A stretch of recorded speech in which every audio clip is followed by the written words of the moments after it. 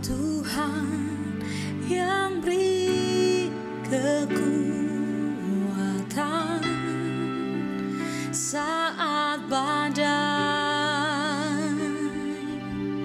menerpa hidupku. Di dalam-Mu aku tenang, sebab janji-Mu setia bagiku.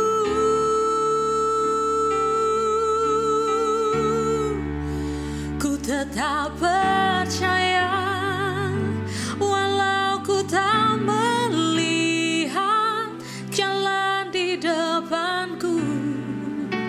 Tak pernah ku ragu, ku tetap menyembah apapun yang terjadi di dalam hidupku. Tak pernah ku ragu, ku tetap percaya.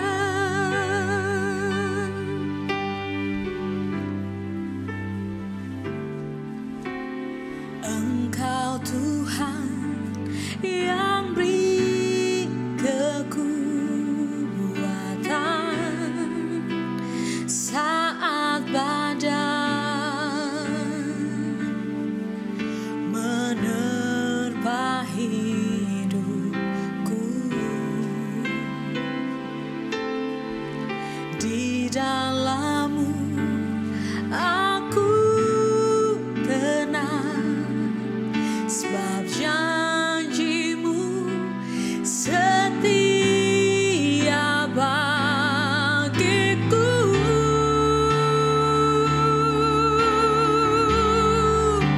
Ku tetap percaya walau ku tak melihat jalan di depanku.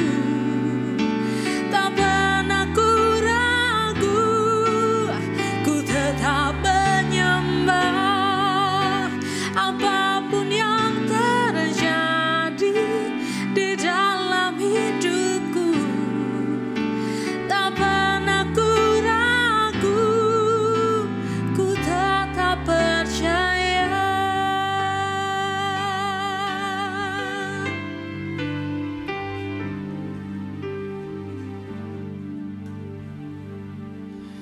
Shalom teman-teman, selamat hari Minggu dan terima kasih Anda sudah hadir di dalam kebersamaan dengan cara mengikuti acara ini. Tuhan selalu memberkatimu. Nah, di dalam masa-masa pandemi ini saya memang kemarin baru datang, kemarin malam. Sekalian di Citylink saya vaksin yang kedua. Nah, selama masa-masa libur yang sangat panjang ini, saya banyak meneliti hal-hal yang mungkin tidak terpikirkan oleh orang lain dari pengertian ayat Alkitab. Bukan berarti saya lebih ngerti atau lebih baik, enggak. Hanya saya menangkap sesuatu yang mungkin enggak ditangkap orang lain. Ini awal yang ingin saya ceritakan kepada Anda. Tapi saya mau bercerita tentang seorang badut yang memainkan piring. Jadi badut dari sirkus ini keluar membawa 10 tangkai bambu yang kira-kira tingginya 1 meter dan 10 buah piring. Begitu dia masuk, dia meletakkan piring di atas bambu, dia putar sekencang-kencangnya dan dia taruh di tempatnya. Piring itu berputar, dia ambil yang kedua, ketiga, keempat, sampai dia putar yang ke-10. Semuanya berputar, tapi piring pertama mulai goyang. Dia kembali ke piring pertama, memutar kembali. Setelah itu piring ketiga mulai goyang. Dia putar kembali. Dan dia capek sendiri. Akhirnya piring yang ke-10 mau jatuh. Di sini saya belajar tentang kehidupan lewat badut ini.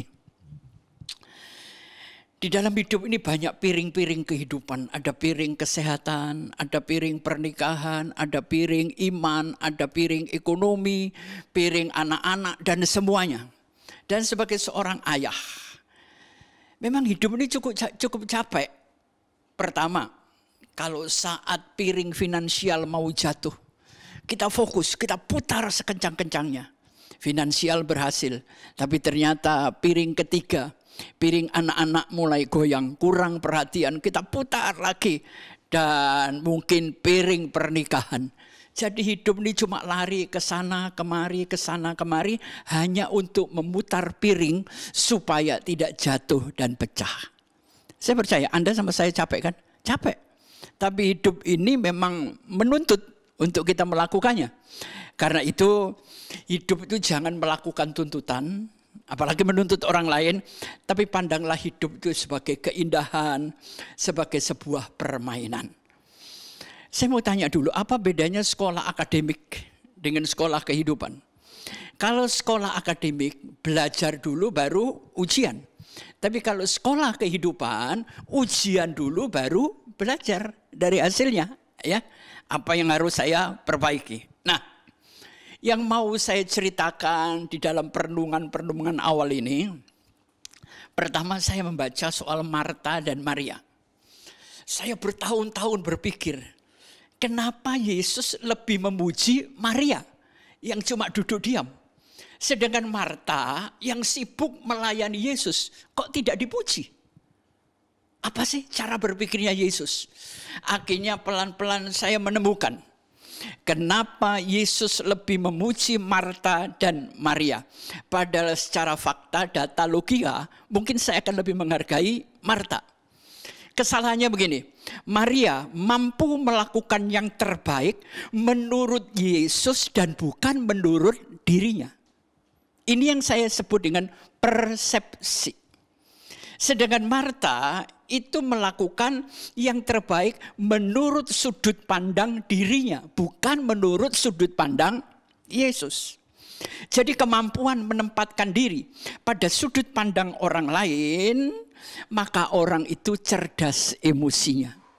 Artinya di dalam hidup ini, kalau saudara mampu masuk di dalam persepsi orang lain, mampu menempatkan diri pada sudut pandang dan emosi orang lain, maka saya yakin kebanyakan orang-orang seperti itu berhasil.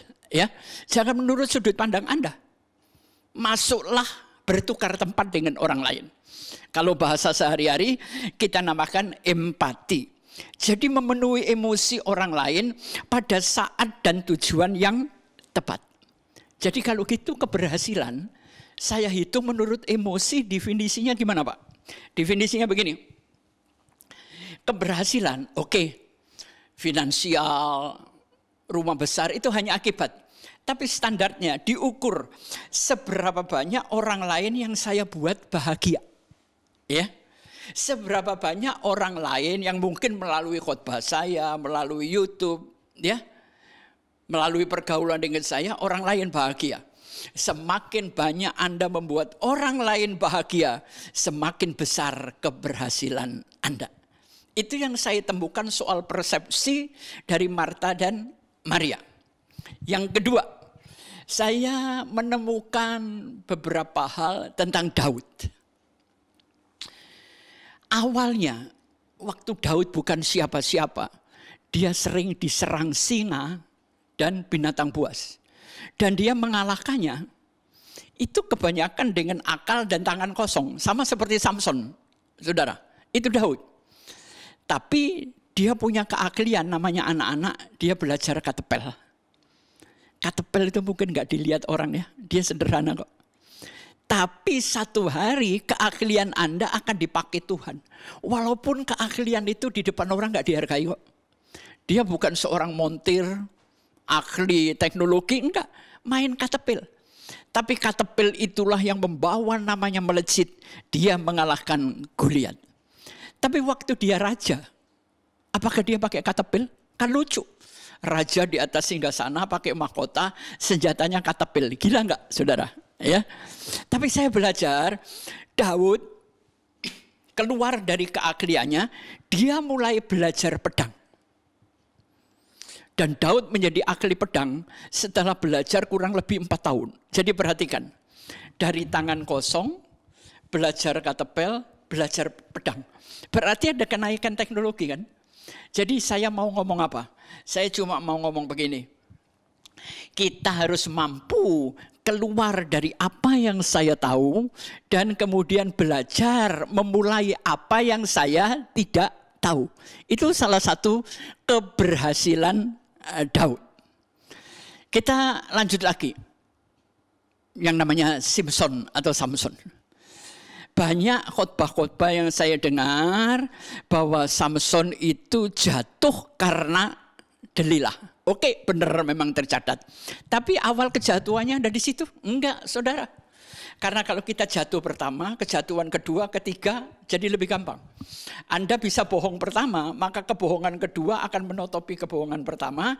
Kebohongan ketiga akan menutupi kebohongan kedua dan pertama, dan begitu selanjutnya. Kejatuhan Samson itu sebetulnya begini. Waktu orang tuanya melahirkan Simpson, ada malaikat datang, firman Tuhan berkata, pertama, jangan cukur rambutnya. Yang kedua, jangan pernah menyentuh barang-barang najis atau bangkai. Ya, Samson ini adalah orang-orang yang dikhususkan. Saudara dan saya merasa enggak? Anda adalah orang-orang yang dikhususkan. Jadi kalau namanya barang khusus, itu ada aturannya. Nah, waktu Simpson ini naksir gadis di Timna, orang tuanya sudah ngelarang. Tapi Simpson ngotot, akhirnya orang tuanya nurutin. Waktu perjalanan menuju Timna, Anda bisa baca dalam kitab Hakim-Hakim. Di situ Simpson ini ketemu singa, saudara. Dan dengan tangan kosong, dia matiin singa itu. Setelah mati, dia melanjutkan lagi. Artinya apa?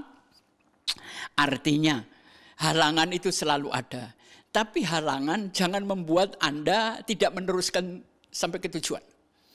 Setelah lamar-melamar ini selesai, Simpson balik kan. Waktu Simpson balik, dia kaget. Karena di bangkai singa itu di dalamnya ada madu. Saudara, masuk akal enggak? Madu ada di dalam bangkai singa. Itu sesuatu yang enggak masuk akal. Tapi karena Simpson melakukan dan saat itu dia punya kuasa Tuhan, bangkai itu berubah menjadi madu. Apapun persoalanmu, walaupun sudah jadi bangkai, tapi kalau Anda bertindak atas nama Tuhan, maka saudara, persoalan Anda akan dipenuhi dengan kemanisan. Tapi ingat, Nasir Allah, orang yang dikhususkan ini punya aturan hidup. Tidak boleh menyentuh bangkai. Dia lupa, waktu dia mengeruk madu itu, dia nyentuh bangkai bukan?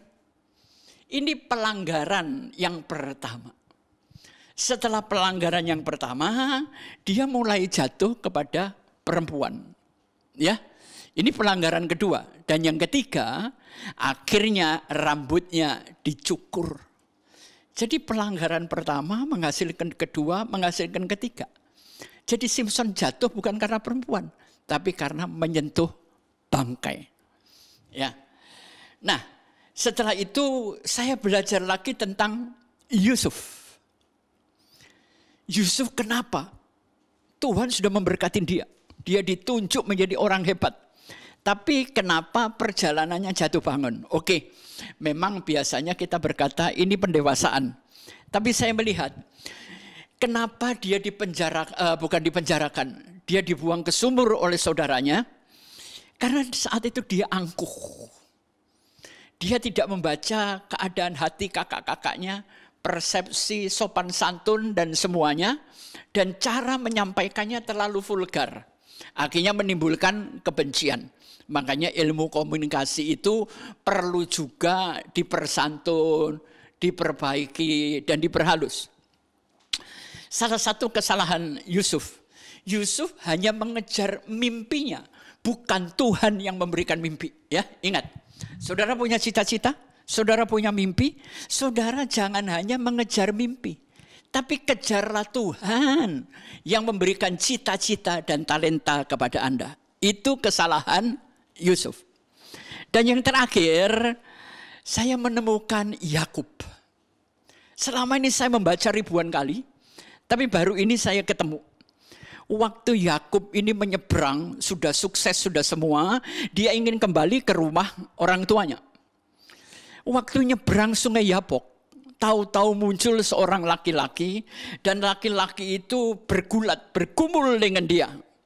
Dan kita tahu semua pendeta mengatakan itu adalah Tuhan. Tapi setelah Daud dipukul, dia terpelecok. Di sini saya melihat dua. Dia tidak melepaskan tangan orang itu sebelum dia memberkati. Jadi walaupun hidup ini terpelecok, hancur babak belur, peganglah tangan Tuhan. Tapi yang kedua, ini yang membuat saya kaget. Tuhan nanya, namamu siapa? Dan di situ Yakub tanpa sadar mengatakan, aku namanya Yakub. Dengar saudara, ini pertama kalinya Yakub jujur di hadapan Tuhan. Kenapa? Karena selama ini awalnya dia waktu ditanya bapaknya, namamu siapa? Esau. Dia melakukan, menghilangkan jati dirinya. Dan banyak orang menutupi siapa dirinya hanya untuk meraih sebuah berkat. Ya, saya tahu ada seorang pembicara waktu khotbah di GBI Rem namanya lain, khotbah di gereja lain namanya lain. Karena dia takut kalau mungkin pakai nama aslinya, dia tidak diundang di gereja lain. Jadi hati-hati. Jangan pernah menipu siapa identitas Anda. Saya nggak pernah nipu, saya orang Cina, ya saya Cina. Kenapa? Saya orang Surabaya, ya orang Surabaya. Saya tidak pernah menjadi orang Jakarta. Karena itu di sini Yakub tanpa sadar dia jujur pertama kalinya di hadapan Tuhan, namanya Yakub. Padahal selama ini dia mengatakan namanya Esau. Itu kelirunya. Jadi jujur terhadap diri sendiri itu harus, saudara. Makanya seperti Indonesia ini ya, saya ingin Indonesia ini jujur terhadap sejarahnya. Ya. Kenapa tahun 65 enggak dibuka secara jujur? Kenapa pembunuhan PKI tidak dibuka secara jujur? Supaya anak cucu kita ini tidak ikut menipu sejarah. Karena orang yang menipu dirinya tidak mungkin diberkati Tuhan. Hanya sekarang masalahnya siapa berani yang jujur di dalam kepemimpinan di Indonesia untuk membuka sejarah yang ada, ya. Jadi kita perlu kejujuran. Meninggalnya Bung Karno karena apa? Itu semuanya harus dibuka, saudara. Sebuah kejujuran sejarah. Super Semar, apa itu semuanya kan kita masih ragu. Ini surat dari siapa? Ya memang fakta sejarah 25 tahun sekali sejarah akan dibuka. Dibuka dengan sengaja. Nah saya harap bangsa saya adalah bangsa yang jujur terhadap sejarah. Nah saya mau tanya, hidupmu pernah hancur? Saya pernah. Bahkan mungkin 1-2 kali lebih, saudara. Saya melihat ada 3 jenis orang. Ada orang hancur, hatinya getir, kecewa, dan membenci Tuhan. Yang kedua, ada orang hancur, membuat hidupnya bergantung kepada Tuhan. Dan yang ketiga, ada orang yang belum pernah mengalami hancur. Jadi ini membuat macam-macam manusia. Saudara, pertumbuhan itu sebetulnya bukan dari luar ke dalam, tapi dari dalam ke keluar. Jadi kenapa Pak? Seharusnya pertumbuhan kan dari dalam keluar. Kenapa bisa berubah menjadi luar ke dalam? Anda pernah tahu kejatuhan Adam dan Hawa? Dia baru sadar bahwa dia telanjang. Jadi selama ini dia kemana? Karena dia diciptakan memang sudah telanjang. Nah, sejak jatuh di dalam dosa, manusia bertumbuh dari panca indera. Apa yang dia lihat. Kalau dulunya dia bertumbuh karena roh bersama Tuhan, tapi sekarang tergantung panca inderanya. Dan sampai hari ini manusia lebih banyak dipengaruhi oleh panca indera. Nah, akhirnya dari membaca kisah-kisah mereka, mereka disebut pahlawan iman. Tapi pahlawan iman saya bagi menjadi 2. Ada pahlawan iman di dalam kitab Ibrani disebutkan namanya. Tapi banyak pahlawan iman yang tidak disebut namanya. Lebih banyak dari yang disebut nama, tapi lebih menderita, saudara. Dipancung, dibunuh, disiksa. Hanya karena mempertahankan nama Yesus. Mereka juga pahlawan iman. Mungkin nama saya dan Anda tidak akan dicatat di Alkitab. Tapi jadilah pahlawan iman di dalam pandangan Tuhan dan disimpan di memori Tuhan. Nah, sebelum saya masuk ke dalam firman Tuhan, saya ingin memberitahu sesuatu yang mungkin jadi pegangan ya. Saudara, manusia itu hanya minta Tuhan memberkati apa yang saya lakukan. Tapi kenapa Anda tidak pernah melakukan apa yang sudah Tuhan berkati? Seharusnya kita ini melakukan apa yang sudah Tuhan berkati, ya. Misalnya pernikahan, lakukan, ya. Atau bisnis atau semuanya. Yang sudah Tuhan berkati, lakukan. Bukan hanya minta diberkati apa yang Tuhan lakukan. Walaupun itu ya salah atau enggak, saya enggak tahu ya. Persepsi kita berbeda. Tapi sebelum saya masuk firman Tuhan, ada 4 langkah, saudara. Tadi saya katakan apa? Menang dari dalam. Kedua, menang bersama orang lain. Yang keempat adalah memenangkan hasil. Ya. Jadi yang pertama adalah menangkan kebergantungan. Karena gini saudara, kalau menurut dunia semakin dewasa kita semakin mandiri. Tapi di dalam dunia rohani beda. Semakin dewasa rohanimu, Anda semakin bergantung kepada Tuhan. Bukan mandiri. Jadi salah. Ya. Jadi yang pertama, 4 gerbang pertumbuhan. Yaitu yang pertama, kebergantungan kita kepada Tuhan. Menangkan kebergantungan. Kalau kebergantungan ini kita sudah matang, maka menangkan di dalam dirimu. Baru menang bersama orang lain dan menangkan hasil. Tapi semalam saya mencatat untuk diri saya sendiri yang kemudian hari ini saya bagikan. Ada kesalahan yang kita nggak pernah sadar, saudara. Ada 4 langkah. Yang pertama, tujuan saya ditambah kekuatan saya, sekali lagi, tujuan saya ditambah kekuatan saya akan menghasilkan hidup yang hampa. Mungkin Anda berhasil. Yang kedua, tujuan Tuhan tapi pakai kekuatan saya. Ya, tujuan Tuhan tapi memakai kekuatan saya. Ini hidup menjadi tidak utuh. Dan yang ketiga, tujuan Tuhan ditambah kekuatan Tuhan. Itu adalah hidup yang utuh, ya. Tadi ada kesalahan. Yang kedua tadi kekuatan saya dengan memakai untuk tujuan Tuhan itu menyebabkan hidup yang frustasi, saudara. Hati-hati ya. Jadi yang pertama, saya punya tujuan, tapi pakai kekuatan saya sendiri. Walaupun nanti berhasil, hidup Anda akan kosong. Yang kedua, tadi tujuan saya, sekarang tujuan Tuhan ya. Akan saya selesaikan dengan kekuatan saya.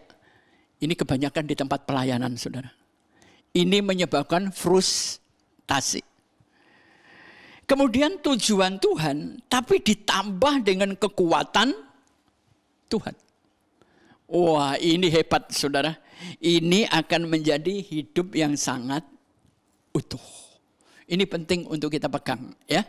Tapi baik, sekarang saya akan menyapa Anda dengan pembacaan firman Tuhan yang terdapat dalam kitab Kejadian.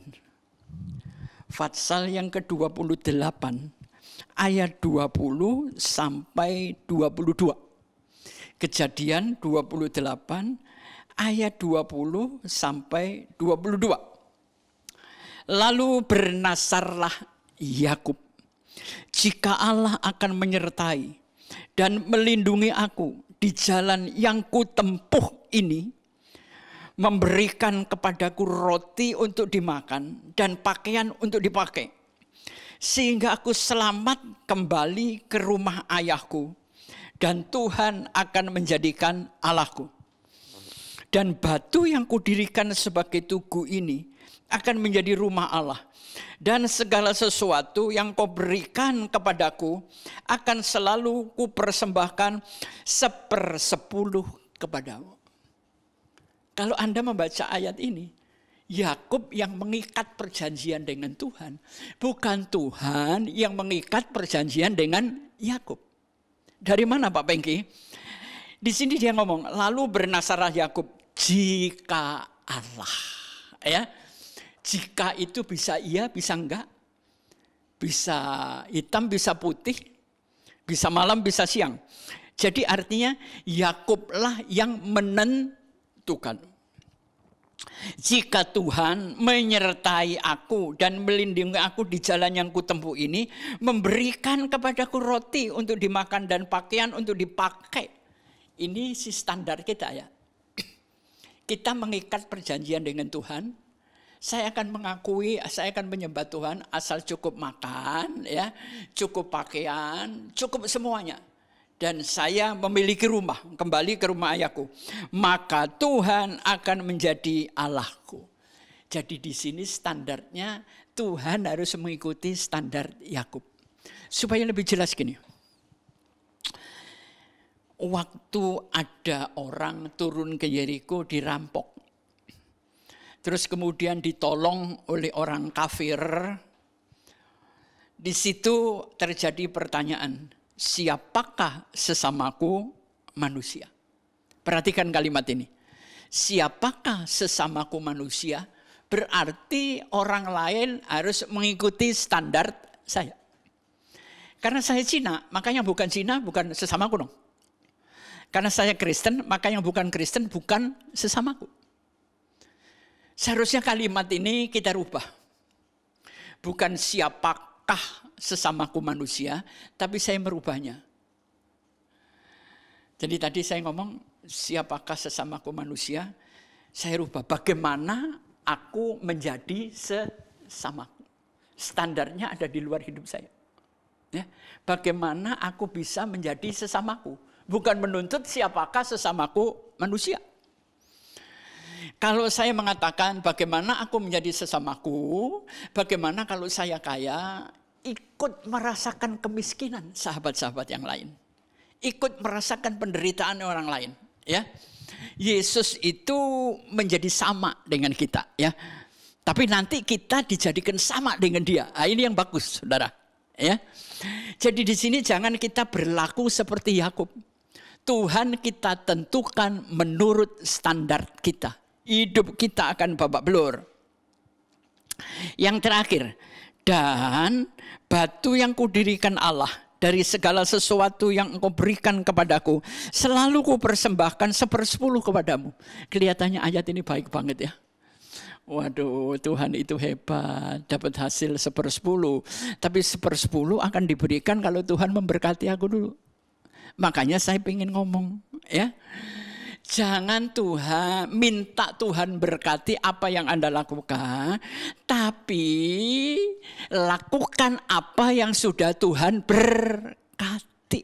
Di situ hidup kita tuh akan makmur, bro. Ya. Nah, saya tidak akan panjang lebar. Artinya, bagaimana aku menjadi sesamaku. Nah, kalau kita salah bermain di sini, hidup Anda salah. Nanti Anda harus melihat multimedia. Saya akan menyampaikan gini, waktu saya masih SD, zaman dulu namanya SR, Sekolah Rakyat. Kalau yang usia 60-an, mungkin masih pernah bermain yang namanya kasti. Tahu kasti? Ya. Ada pelempar bola, saya memukul, kemudian saya lari muterin beberapa batu yang dijaga oleh pesaing saya. Kalau sampai bola ini ditangkap oleh musuh saya, maka dia akan melempar bola, entah kepala, pokoknya harus kena. Kalau kena, saya kalah. Itu pas namanya kasti. Tapi sekarang permainan kasti ini berubah menjadi permainan yang luar biasa, namanya baseball. Sebenarnya sama dengan kasti. Baseball itu ya kasti.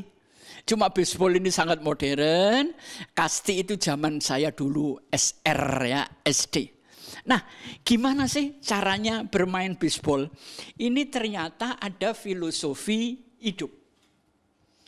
Waktu saya bermain kasti, itu setelah bola saya pukul, saya harus lari ke arah kanan. Tapi kalau saya lari ke arah kiri, saya sudah menyalahi peraturan. Ya, jadi analogi baseball ini orang yang meninggalkan setelah memukul bola kemudian lari itu disebut home run. Ya. Jadi lewat pelajaran ini mudah-mudahan saya dan Anda mampu memahami dan kemudian mampu untuk melewati menang dalam permainan baseball. Nah, sekarang Anda perhatikan.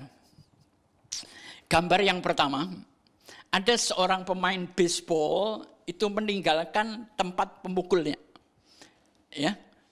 Ini waktu dia lari itu namanya home run. Keluar dari base yang pertama. Tadi saya katakan apa? Kalau dunia alamiah, gambar yang kedua, semakin dewasa kita semakin mandiri, ya, garis diagonalnya. Sedangkan kalau dalam dunia rohani, semakin dewasa kita bukan semakin mandiri. Kemandirian kita turun menjadi ketergantungan, ya. Sekarang perhatikan gambar yang ketiga. Tadi saya mengatakan menangkan kebergantungan. Artinya dalam hidup ini jalani. Anda jangan gagal bergantung kepada Tuhan. Yang kedua, orang menang biasanya itu menang dari dalam. Kalau mental pikiran Anda menang duluan, maka dalam dunia fisik Anda akan menang, apalagi rohnya. Dan yang ketiga, menang itu nggak boleh sendirian. Harus menang bersama orang lain. Itu yang disebut karena kita berkomunitas. Dan yang keempat, menangkan hasil. Pak, ini maksudnya apa sih? Kok menangkan hasil? Gini, banyak orang hidupnya setengah mati, sekarang sukses. Tapi setelah sukses malah jadi rusak. Karena banyak istri yang berteriak, mendingan suami saya itu miskin kayak dulu, Bu. Pak Pengki, alim di rumah, setia sama istri. Sekarang setelah dia kaya, rusak hidupnya. Loh, jadi ibu lebih senang kalau suamimu miskin? Ya enggak, Pak. Ya berhasil, tapi mentalnya kayak zaman dulu. Ya benar juga ya. Itulah artinya menangkan kebergantungan dari Tuhan, menang dari dalam, menang bersama orang lain, dan menangkan hasil. Nah, sekarang saya mulai dengan permainan baseball. Perhatikan gambar yang keempat. Lapangan baseball itu seperti yang tergambar. Jadi pemukul yang mukul bola itu ada di home plate. Home plate ini dianalogikan bagaimana hubungan kita dengan Tuhan. Langkah pertama sebelum Anda lari, menangkan hubungan dengan Tuhan. Yang kedua, kita larinya ke arah kanan kan? Kalau Anda bersama Tuhan terhubung banget, maka karakter Anda terbentuk. Nah, setelah karakter terbentuk, Anda bergabung dengan sebuah komunitas, Anda disukai orang. Dan setelah Anda punya komunitas, baru lahirlah kompetensi. Talenta Anda akan terbentuk, semuanya terbentuk. Tapi di sini saya ingin mengatakan, kesalahan kita apa Pak Pengki? Kesalahan kita, perhatikan gambar yang kelima. Kelihatannya sama ya, tapi arah panahnya berbeda. Kalau yang keempat tadi, gambar panahnya dari home plate menuju karakter. Tapi di gambar kelima ini, dari home plate menuju kompetensi. Ini arah larinya aja sudah salah. Jadi nggak mungkin menang. Tapi karena banyak orang melakukan ini, maka ini disebut benar.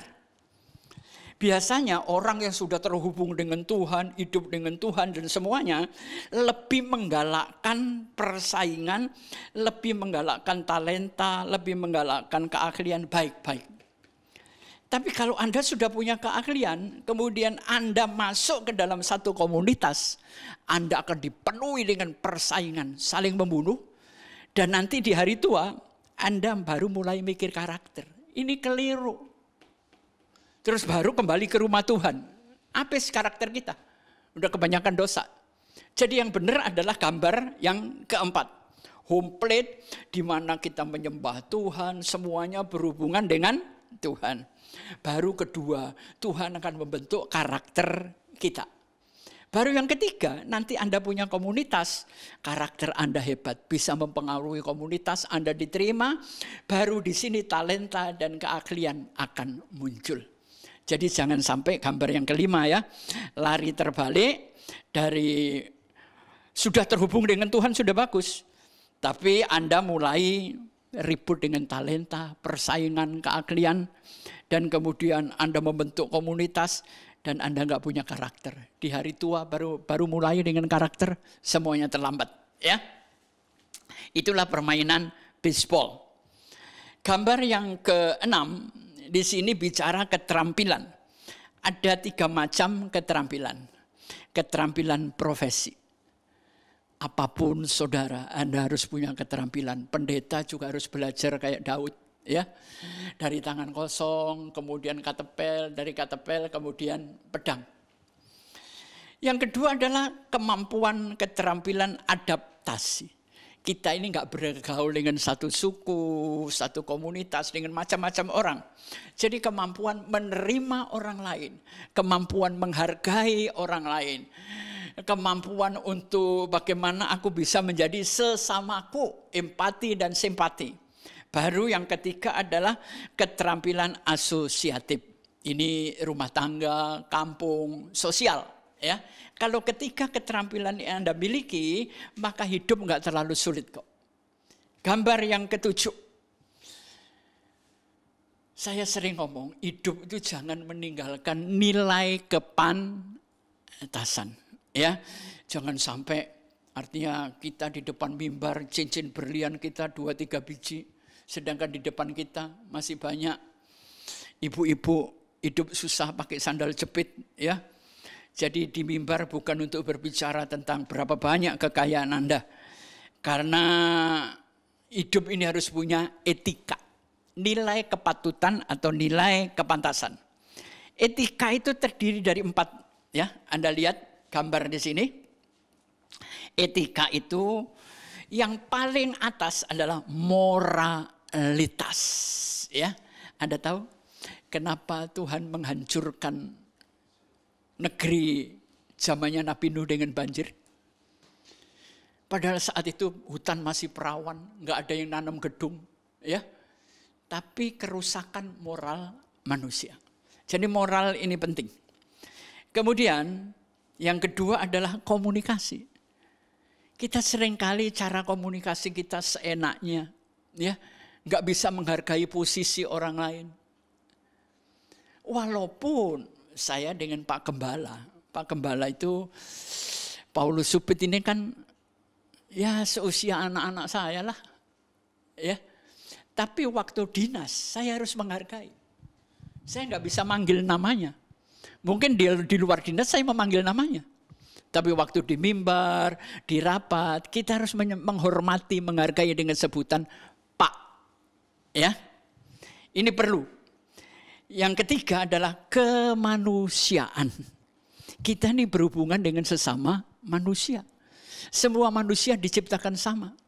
Hanya nasibnya aja beda kali. Ya, setara, laki, perempuan, kaya, miskin, hitam, putih. Jadi bicara juga secara manusia. Kalau Anda ingin menjadi manusia berhasil, langkah pertama, berhasillah jadi manusia. Kalau Anda sudah berhasil jadi manusia, maka saudara akan menjadi manusia yang berhasil. Loh, gimana sih Pak? Saya kan sudah manusia.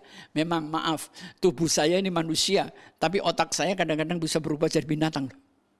Ya, lebih kecil dari binatang. Jadi kemanusiaan ini penting. Dan yang terakhir apa? Kesantunan, toto kromo. Ya, anak-anak muda kalau lewat di depan orang tua, mbok ya permisi. Ya, bukan hanya yang tua, orang lain pun permisi. Jadi kalau kita di tempat umum, jangan naikkan kaki di atas kursi atau bangku. Karena restoran itu bukan cuma kita aja, milik umum. Yang ngelihat kan nggak enak. Ya. Terus atau misalnya saudara mau batuk atau semuanya pakai sopan santun lah. Sehingga kita dihargai sebagai orang yang beretika. Ya. Sekarang kita akan selesaikan, kita lanjut. Sekarang kita melihat nomor 9. Ya. Di situ ada lingkaran, wealthy management. Ukuran orang kaya dan cukup itu beda. Banyak orang makin kaya makin tidak cukup. Tapi banyak orang cukup dengan rasa syukur. Anda merasa kaya dengan berkat Tuhan yang ada. Jadi kekayaan itu masalah batin. Bukan masalah di luar sana. Karena batin itu nggak bisa dicuri orang, Andalah yang menentukan. Tapi kalau kekayaan sewaktu-waktu bisa berubah. Contohnya 2 tahun.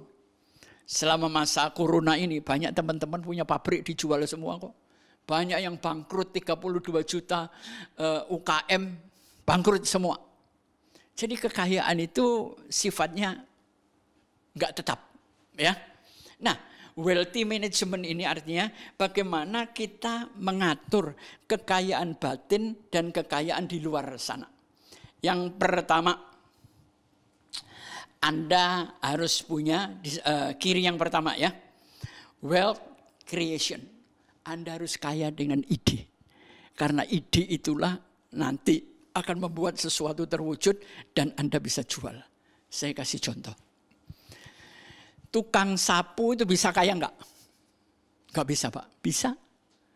Kalau tukang sapu ini berpikir secara industri, bersih-bersih rumah, kalau dirubah menjadi skala industri, akhirnya namanya jadi cleaning service. Anda dikontrak kan?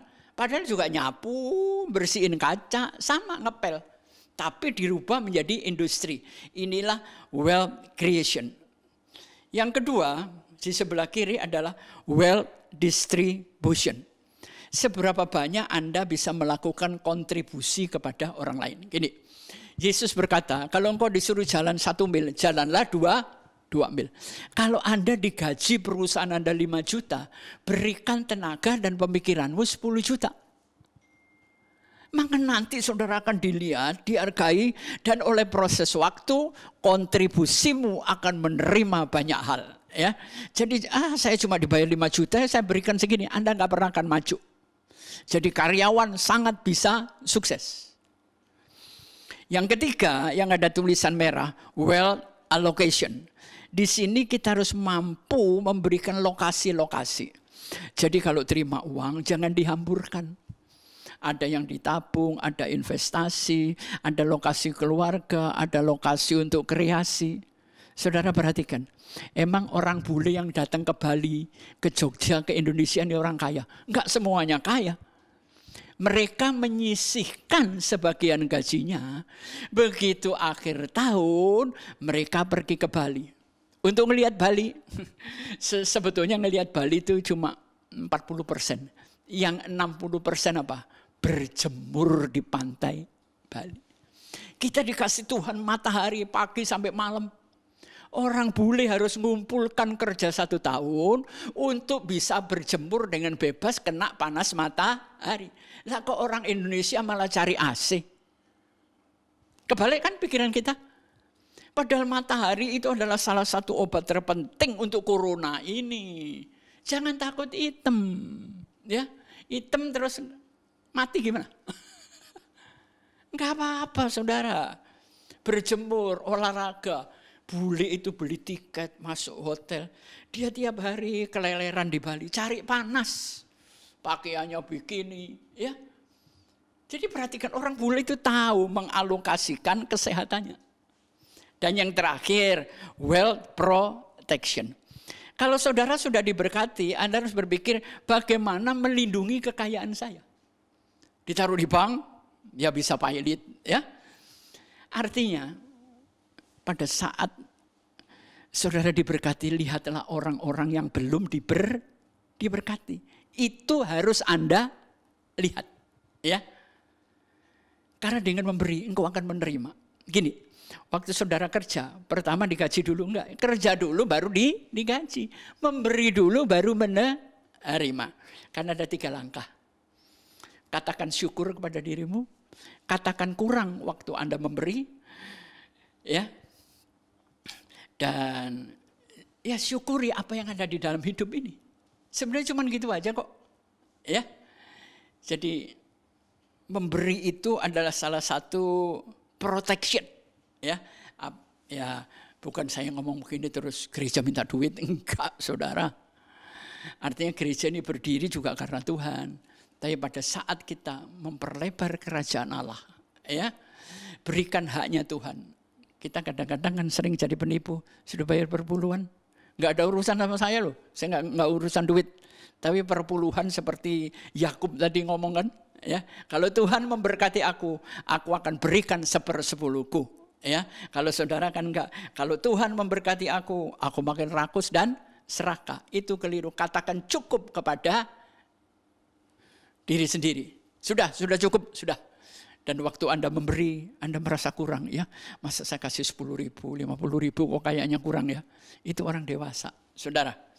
Nah, tadi ada satu gambar yang belum saya sebut ya. Gambar yang nomor berapa ini? 4, 5, 6, 7. Ini gambar nomor 8 ya. Di situ ada singkatan ACTS. Hidup yang pertama adalah adoration, penyembahan.